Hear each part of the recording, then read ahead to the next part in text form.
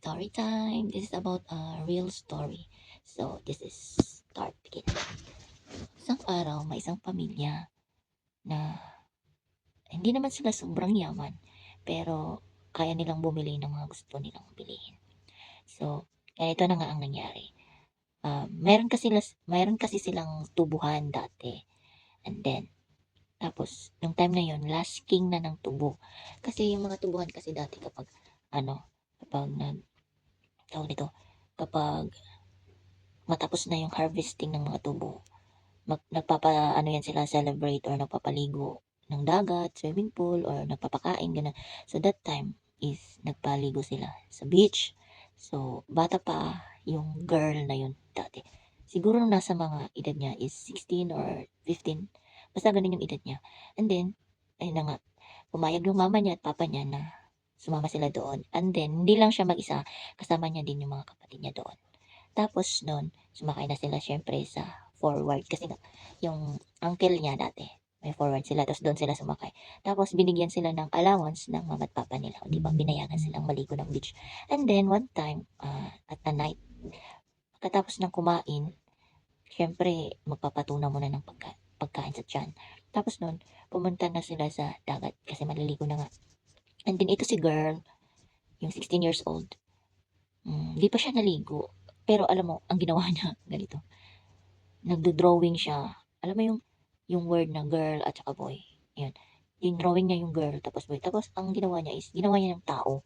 And in that moment, tapos tawag nito, si girl kasi yung 16 years old, broken hearted siya noon. Naghiwalay sila ng boyfriend niya.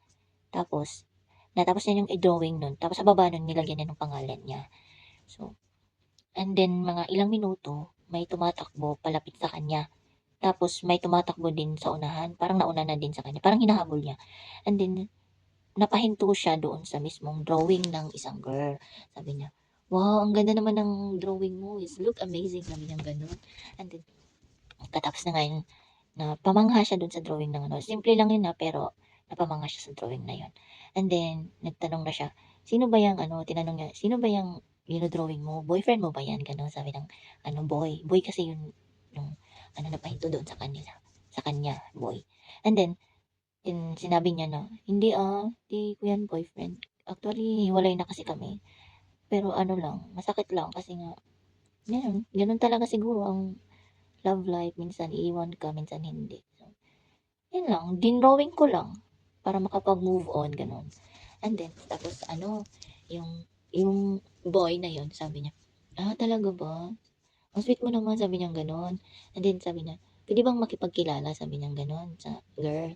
And then sabi ng girl, kasi yung girl, hindi naman siya yung masungit. Mabait talaga siya. Maamo yung mukha. Basta mabait siya, and then may itsura din, gano'n.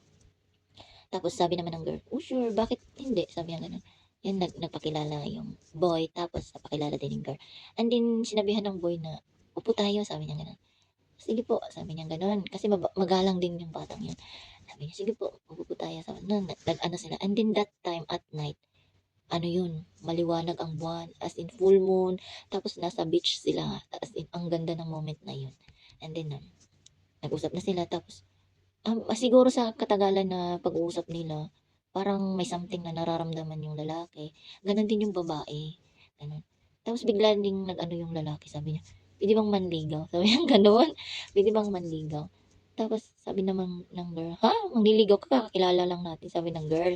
Sabi ko, oo, kasi parang nakikita ko sa iyo yung hinahanap ko yung babae na mamahalin ko ng buong buhay, sabi ng boy. Kasi yung boy din, broken hearted din siya. Kakabreak lang din nila. So, parehas silang broken hearted that time. Tapos nung, sabi, alam mo paano niya napasagot yung girl? Sabi naman ng boy, bahala ka, pag hindi mo ko sagutin ngayon, wala ka nang makikitang kagaya ko. Kasi gwapo ko. Sabi ganun, parang confident na gwapong-gwapo sa sarili. Sabi ng ganun. Oh, talaga, sabi niya. Tapos naman si girl, siguro si girl na love at first sight siya doon sa boy. Kaya, ang nangyari is, sinagot niya yung boy. Tapos, ito kasing si girl, mga kasama niya sa pagligo ng beach is mga pinsan niya. Pero nandun na sila sa dagat. Tapos, yung si girl nandun pa sa, sa ano, buhangin, nakaupo kasama nga yung boy. And then nagpasigaw yung mga pinsan niya, "Ay sana all nakabingwit ng isda, samantalang kami nandito kami sa dagat, di pa kami nakahuli." Sabi gano'n, sabay sigaw, sabi ko, "Uy, ano ba 'yun?" Tapos sabi ko, "Parang nakakahiya," sabi ng gano'n ng girl. And then yun, tapos noon time na 'yun, yun na nga, naging sila na nga. Tapos tinawag na nga yung boy ng mga friend niya, "Uy, halika na dito, manghuli na tayo ng isda." Kasi nga manghuhuli pala sila ng isda. Tapos napahinto lang siya dahil dun sa drawing ng girl. And then after nun, madaling araw na, uwi na sila. Tapos nun, tinawag niya yung girl. Sabi niya, "Halika muna dito, may sabihin ako sa'yo." Tapos pumunta naman yung girl. Usap sila doon sa ano, sa may tricycle. And then nun, tapos nakaupo sila dalawa doon. Tapos may sinabi tong boy, sabi niya, "Alam mo ba yung nakahalik?" Sabi niya gano'n. Tapos sabi naman ng girl, sabi, "Bakit nanakawan mo ko ng halik?" Sabi niya, "Ha? Hindi sabi niya gano'n, sabi ng boy. Tapos, "Wes, subukan mo lang talaga," sabi niya gano'n. Tapos sabi niya, "Alam mo ba yung 'pag ninakawan ka ng halik, isa lang ibig sabihin nun, hindi mo na siya makakalimutan. Hindi ka na makakalimutan ng tao na nagnakaw ng halik sa'yo." Sabi ng boy. So, talaga?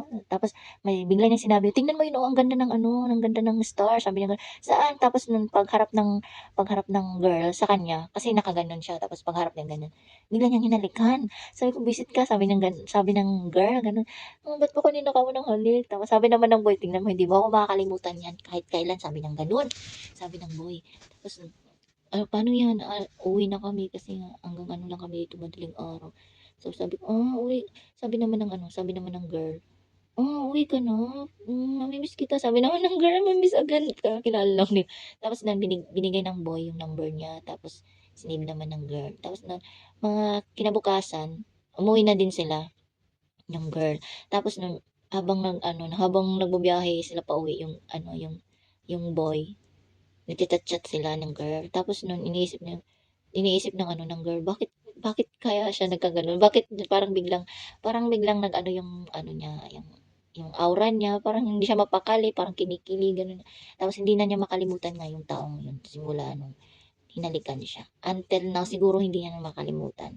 So, that's the end of the story. Thank you for listening.